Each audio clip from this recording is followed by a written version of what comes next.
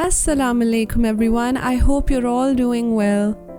Thank you so much for all the support and love on my last video. It really means a lot to me. So last time I mentioned that I would be sharing something personal with you today. Something that has been a deep part of me since childhood. So today, I'm opening my heart to you, sharing some of my deepest feelings with you, and also the journey that made me the quiet, sensitive child I once was. This is a story that shaped me, one that I've carried in silence for years. I was an only child, no siblings to run to, no playmates at home. Growing up, I wasn't vocal. I was shy, emotional, sensitive, and deeply empathetic. I felt everything, but I never knew how to share those feelings with anyone. I was quiet, always observing, always absorbing. I was 2 years old when my father had surgery to remove gallstones.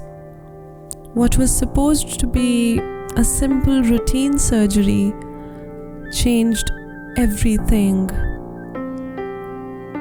A clip slipped from his bile duct during the operation, and his stomach filled with bile.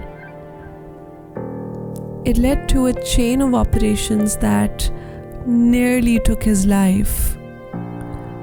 I was too young to understand back then, but those were the days when fear, uncertainty, and insecurity became my constant companions. My Baba, he was my world, and I still remember the sound of the hospital machines, the beeping, the smell of spirit, the medicines. It all brings me back to that strange feeling of fear and helplessness that filled my heart. I was too young, too small to understand what was happening. But I knew that every time my father was rushed to the hospital, a piece of me went with him. There was one time I went into his hospital room and I saw him lying there. His body was so thin, so weak, that I couldn't even recognize him. He stretched his arms out for a hug, but my heart was frozen in fear. I was searching for my Baba in that skeleton lying in front of me.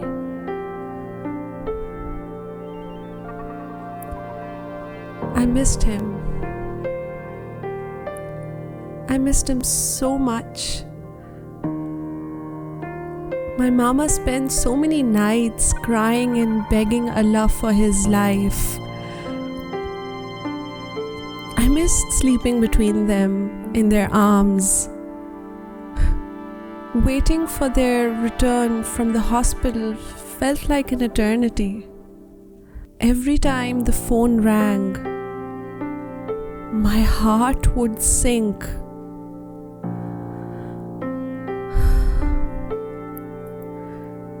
It was a very dark time for us. The doctors here in Pakistan lost hope and told us that he wouldn't survive. There were prayer gatherings held for him in the family where everybody prayed for his life. And then came a ray of hope. Someone suggested a doctor in Edinburgh. We took a leap of faith, and my father went for another major surgery. Alhamdulillah, by Allah's will, that surgery was successful. I still remember the relief in my heart. I cannot thank Allah enough for that miracle. After all those years of pain, He gave me my Baba back. It was truly the greatest blessing. But those years, they left their mark on me. I was deprived of my parents' physical presence, their warmth. I was the clingy child because I had lost that physical closeness for so long. Being the only child, I had to tag along to hospitals, funerals, and places where children weren't usually taken. It introduced me to concepts like death and suffering far too early. I had watched my mother cry countless times, and that made me even more sensitive. I grew up with too much of maturity too soon, and all of it made me even quieter, even more withdrawn. But you know what? Those difficult years taught me something powerful. As I grew older, life began to change. University opened me up, and I started expressing myself, discovering parts of me that had been buried beneath all the pain and fear. My vulnerability, my emotions, what I once thought were my weaknesses, became my strength. Before I close, I want to say, please cherish your parents.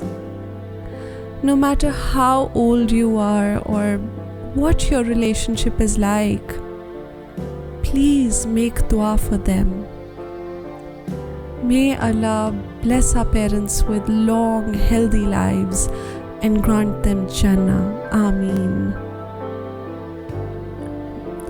Thank you for listening to my story today. I know it was heavy, but sometimes it's in these difficult personal stories that we find our greatest strength.